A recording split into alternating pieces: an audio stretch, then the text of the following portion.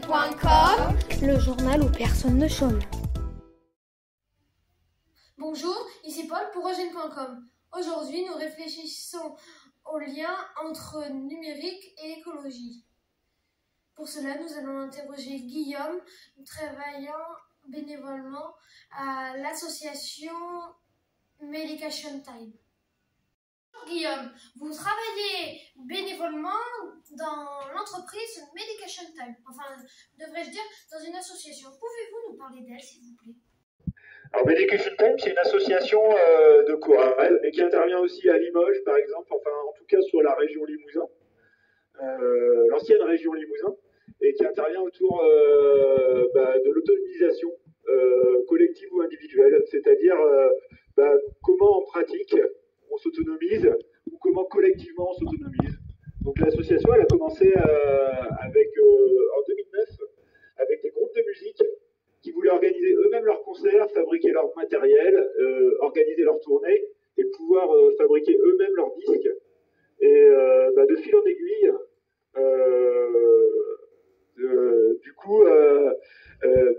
il s'est trouvé que pour faire ça, il fallait savoir réparer des camions. Et puis petit à petit, les gens qui étaient dans l'association ont pu faire des jardins, par exemple, et aussi, en tout cas, se questionner sur comment, quand on pratique, qu'est-ce qui se passe. Et du coup, des personnes qui étaient dans des recherches sociales ont pu, dans le cadre de l'association, questionner qu'est-ce que c'est l'autonomisation et qu'est-ce que ça engendre. Quelles sont les actions que vous menez par rapport aux pratiques numériques?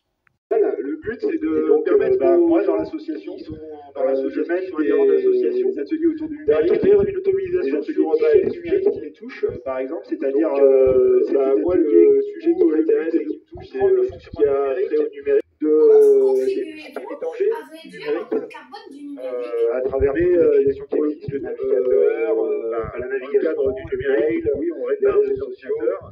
Et on aide en même temps, on aide les gens à pratiquer, par exemple, la réalisation matérielle, on essaie de réparer des smartphones, par exemple, et de rénover. On essaie de diminuer à travers ces pratiques-là la pression financière qui est de racheter un téléphone qu'on vient de casser, c'est cher, c'est peut-être pas accessible à tout le monde. Un ordinateur, pareil, ça arrive souvent qu'on fasse tomber le coca sur son écran, sur son ordinateur. Alors, toujours, on encourage les gens les gens qui participent à nos ateliers, à justement se mettre en mode réflexion par rapport à leurs usages du numérique. Par exemple, sur les ordinateurs, en fait, la plus grosse, sur les objets numériques, les terminaux, comme on dit, la plus grosse part de la pollution d'un objet, d'un terminal numérique, c'est sa fabrication. Et par fabrication, dans fabrication, ce que j'entends, c'est à la fois la fabrication dans l'usine, mais aussi son transport, mais aussi l'extraction des matières qui servent à la fabrication de l'écran, des microprocesseurs et tout ça. Donc les trois quarts de son impact environnemental, un téléphone, un ordinateur ou à tout connecté, c'est sa fabrication.